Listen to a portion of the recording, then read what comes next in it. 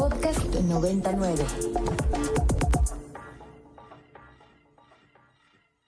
Era el miércoles 25 de octubre. Habían pasado los primeros minutos de la medianoche en Acapulco. Fue entonces que el huracán Otis agarró a todos por sorpresa, tocando tierra casi 6 horas antes de lo pronosticado, embistiendo con vientos máximos sostenidos de 270 kilómetros por hora.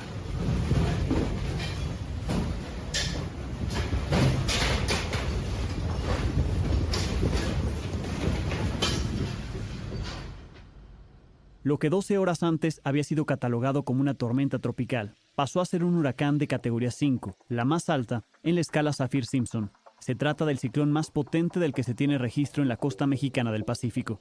Los únicos dos fenómenos comparables en la historia reciente de Acapulco son el huracán Paulina de 1997, que fue de categoría 4 y dejó más de 300 muertos, y el huracán Manuel de 2013, que fue categoría 1 y dejó 123 muertos. No puede ser posible. Acapulco está destruido. El paso de Otis ha causado una destrucción sin precedentes en el pueblo. Lo más devastador ha sido el saldo de vidas humanas, que al corte de la edición de este podcast suman 47 personas muertas. Hay 56 desaparecidas, aunque hay quienes aseguran que la cifra es mayor. Para los sobrevivientes, la situación es precaria.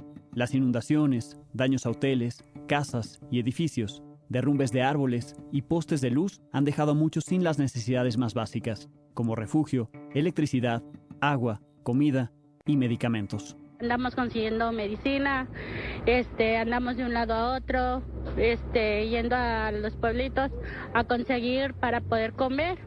Y para mi niño, para ella, la trae tanta tristeza ver la casa destrozada. Por favor, presidente de otros estados, échenos la mano. Necesita medicina, necesita medicamentos, todo, pañales, leche y todo, y allí andamos luchando para poder sobrevivir.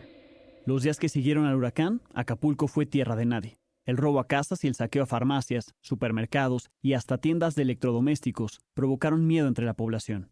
Ante este aumento en la inseguridad, la gente tuvo que proteger como pudo sus pertenencias. Los votos son de este lado y se las vamos a cobrar. Vienen las elecciones y se las vamos a cobrar.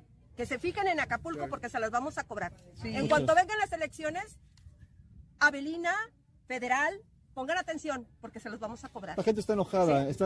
Estamos emputadísimos. Por lo que están haciendo. Emputadísimos porque no hay ayuda. Ayuda es cero. Una semana después del impacto de Otis, el presidente, junto con su gabinete, presentó el Plan General de Reconstrucción y Apoyo a la Población Afectada en Acapulco y Coyuca de Benítez, el cual prevé destinar 61.313 millones de pesos al rescate de estos dos municipios.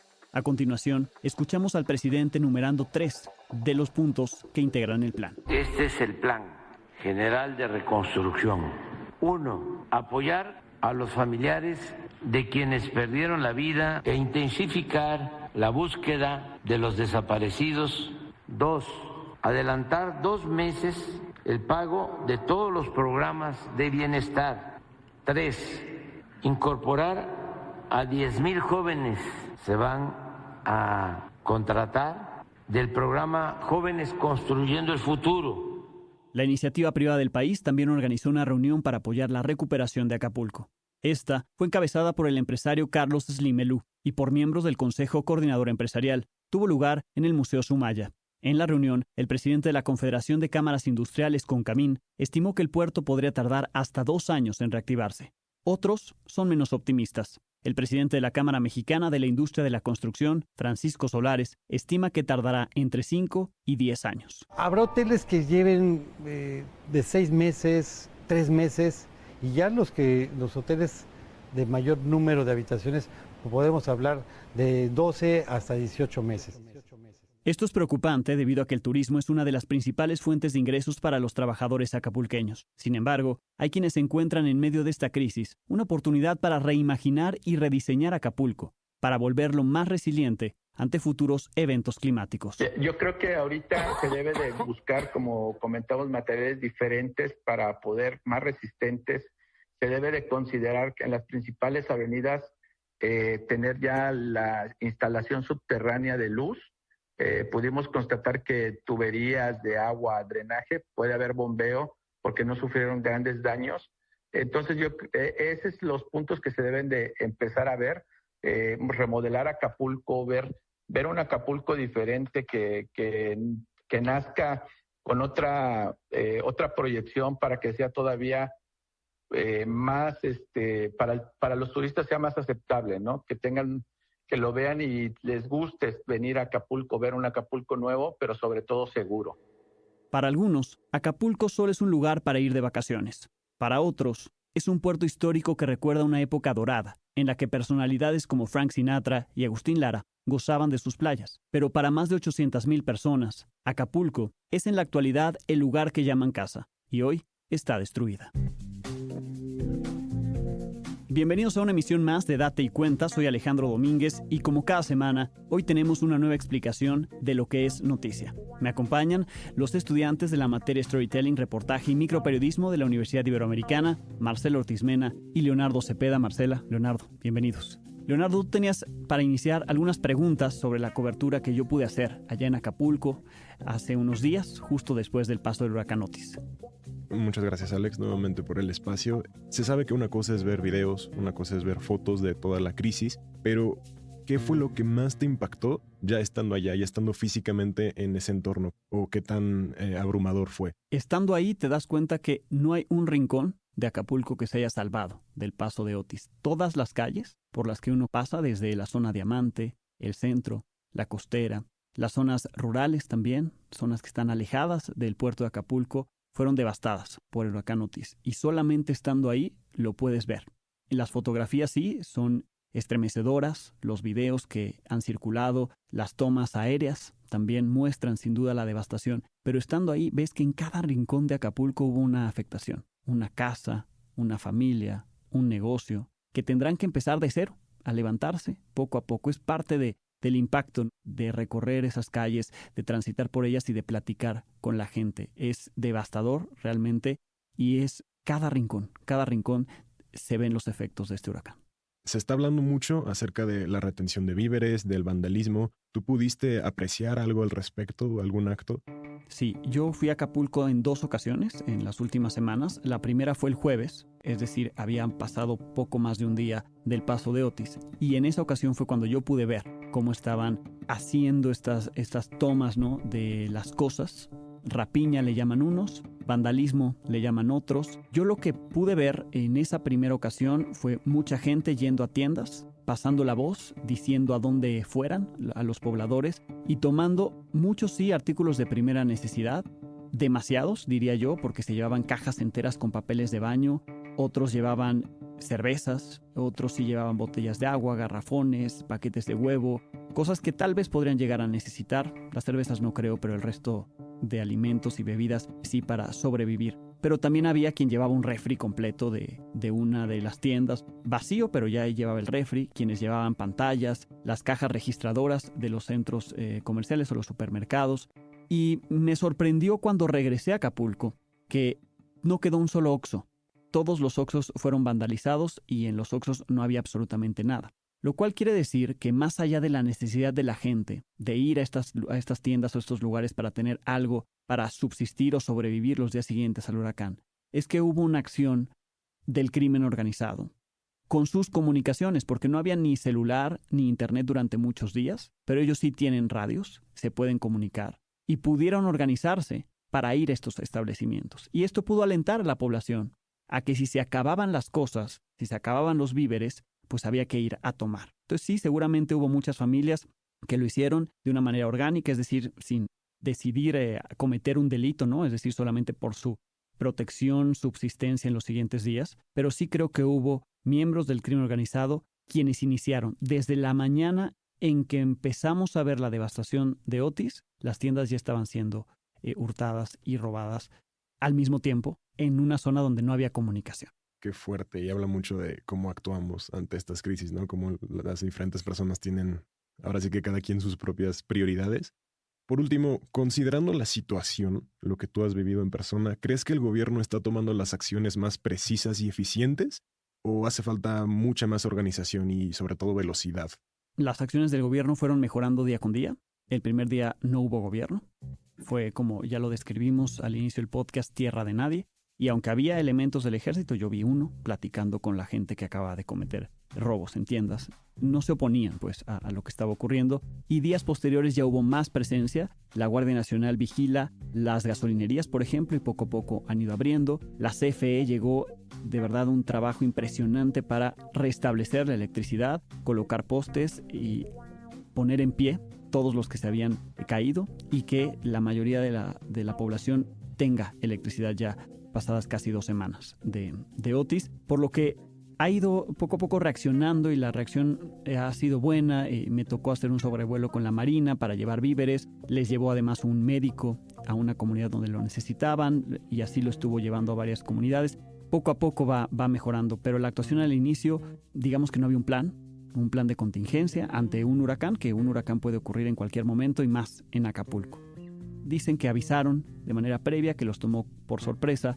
No sé si se pudo o no evitar que la gente estuviera ahí.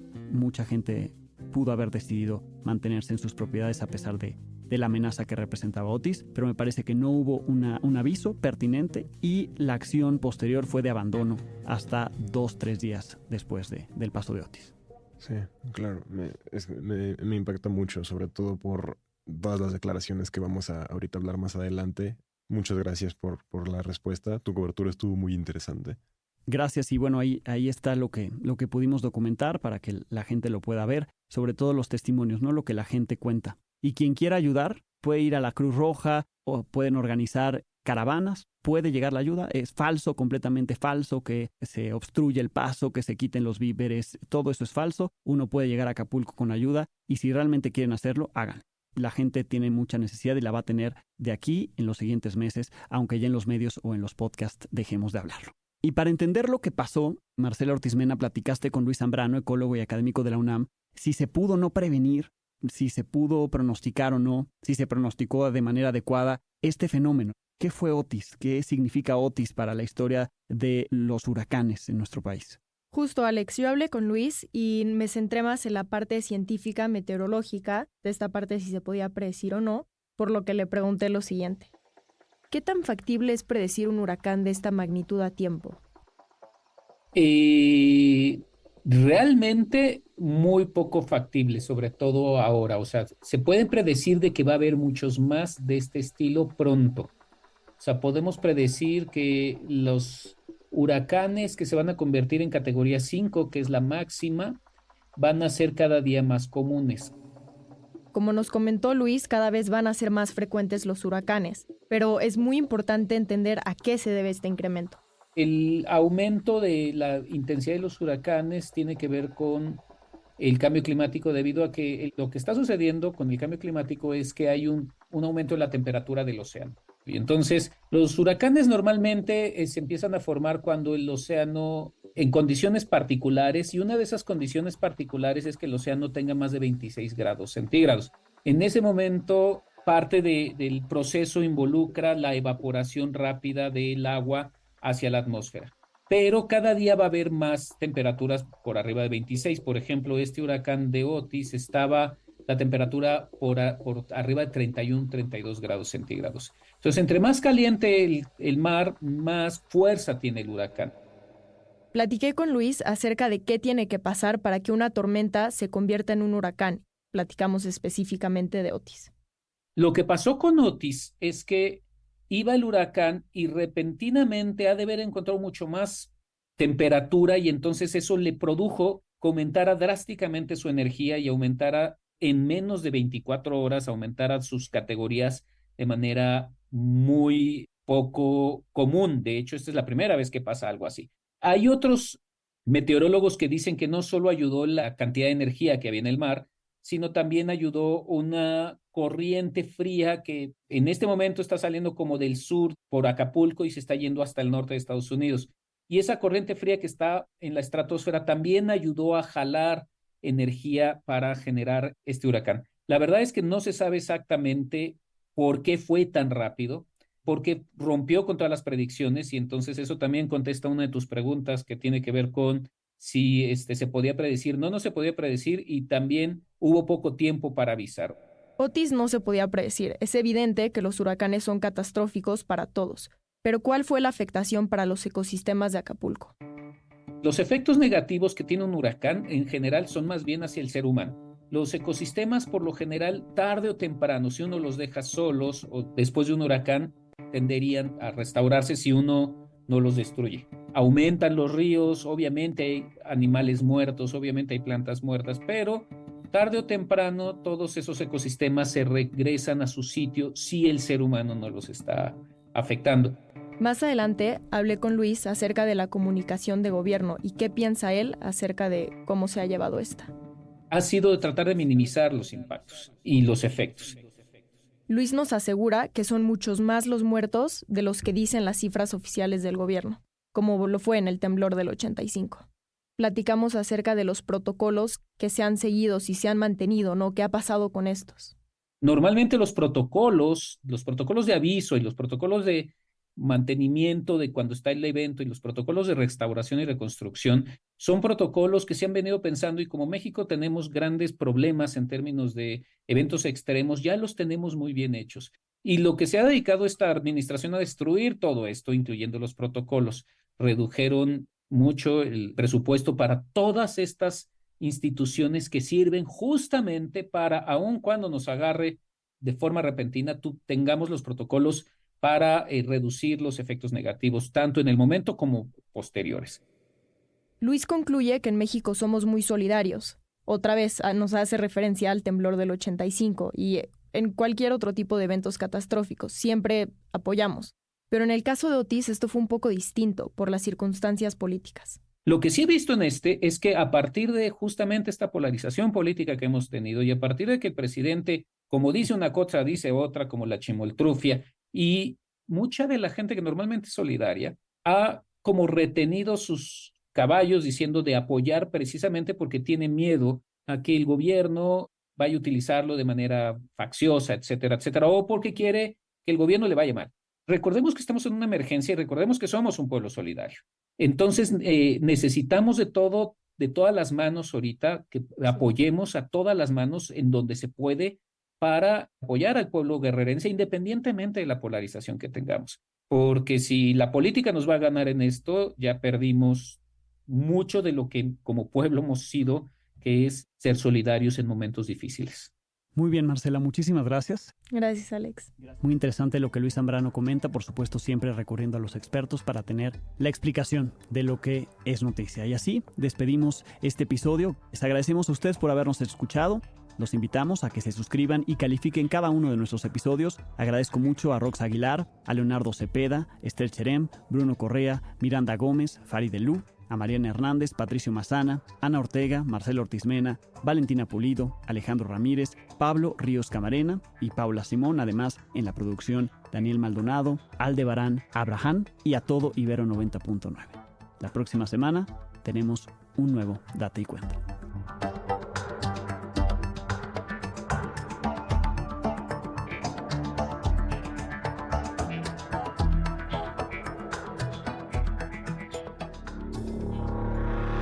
Contenidos como este, descarga nuestra aplicación disponible para Android y iOS o visita ibero909.fm.